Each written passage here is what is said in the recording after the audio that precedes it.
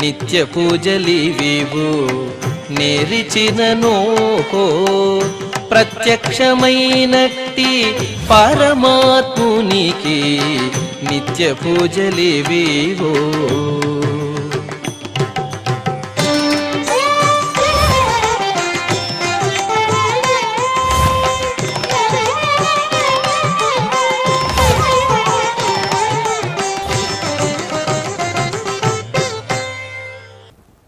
ఓం నమో వెంకటేశాయ.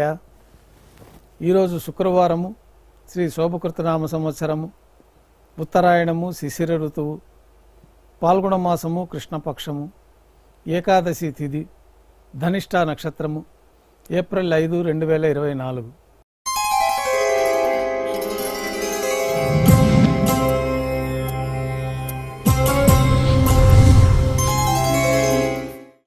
ఉభయ దేవేలతో శ్రీ మలయప్ప స్వామివారు బంగారు తిరిచిపోయిన వేయించేసి మేళ తాళాలతో ఊరేగింపుగా విమాన ప్రదక్షిణంగా సంపంగి ప్రాకారంలో గల కళ్యాణ మండపానికి చేరుకుంటారు.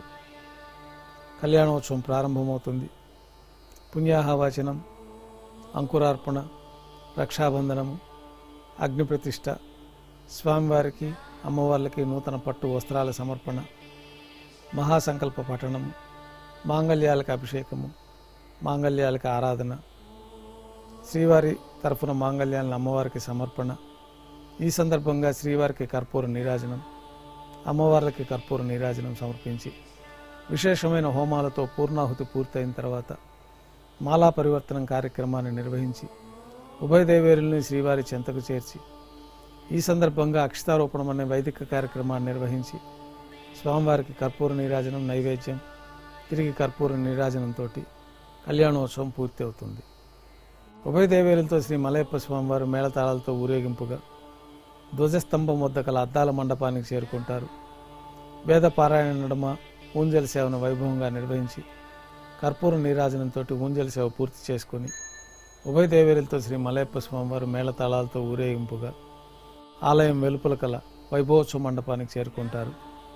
అక్కడ ఆర్జిత బ్రహ్మోత్సవంలో భాగంగా స్వర్ణ గరుడ వాహనంపైన శ్రీ మలయప్ప స్వామివారు వేంచేస్తారు. కర్పూర నీరాజనంతో స్వర్ణ గరుడ వాహన సేవ పూర్తి అవుతుంది. హనుమంత వాహనంపైన శ్రీ మలయప్ప స్వామివారు వేంచేస్తారు. కర్పూర నీరాజన సమర్పణతోటి హనుమంత వాహన సేవ పూర్తి అవుతుంది. పెద్ద శేష వాహనంపైన శ్రీ మలయప్ప స్వామివారు వేంచేస్తారు. కర్పూర నీరాజన సమర్పణతోటి పెద్ద శేష వాహన సేవ పూర్తి అవుతుంది. మలయప్ప స్వామివారు తిరుచిలో వేంచేస్తారు. ఉభయ దేవేరులతో కలిపి శ్రీ మలయప్ప స్వామివారికి కర్పూర నీరాజన సమర్పణతోటి ఆర్జిత బ్రహ్మోత్సవం పూర్తి అవుతుంది. సాయం సంధ్య వేళలో 1000 దీపాలతో అలంకరించబడి ఉన్న సహస్ర దీపాలంకరణ సేవ మండపానికి ఉభయ దేవేరులతో శ్రీ మలయప్ప స్వామివారు చేరుకుంటారు. వేదం, గానం, నాదం నడుమ సహస్ర దీపాలంకరణ సేవ జరిపి నక్షత్ర నీరాజనము, కర్పూర నీరాజనంతో సహస్ర దీపాలంకరణ సేవ పూర్తి చేసుకుంటారు.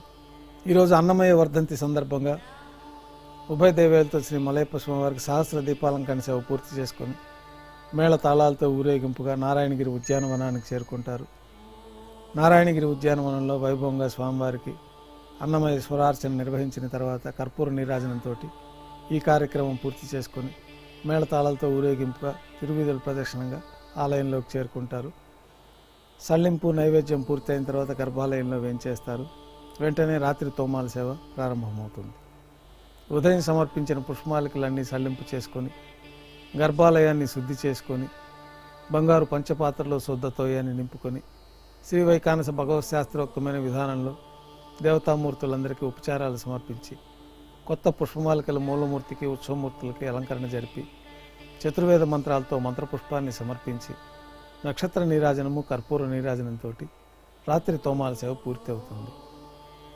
తులసీ దళంతో అష్టోత్తర శతనామార్చన నిర్వహించిన తర్వాత రాత్రి నైవేద్యంలో భాగంగా అన్నప్రసాదాలు, పన్యారాలు, దోశ, ఘంటానాదం మధ్య నైవేద్యంగా సమర్పించి తిరువీస నైవేద్యం పూర్తయిన తర్వాత భక్తులని సర్వదర్శనానికి అనుమతిస్తారు.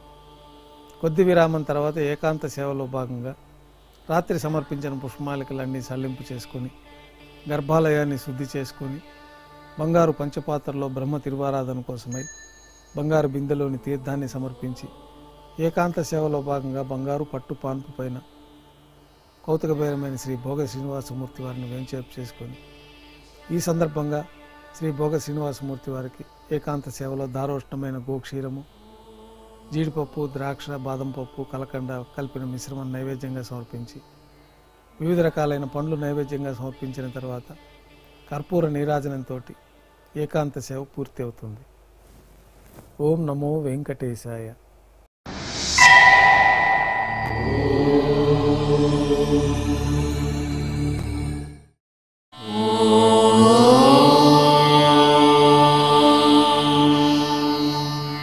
Now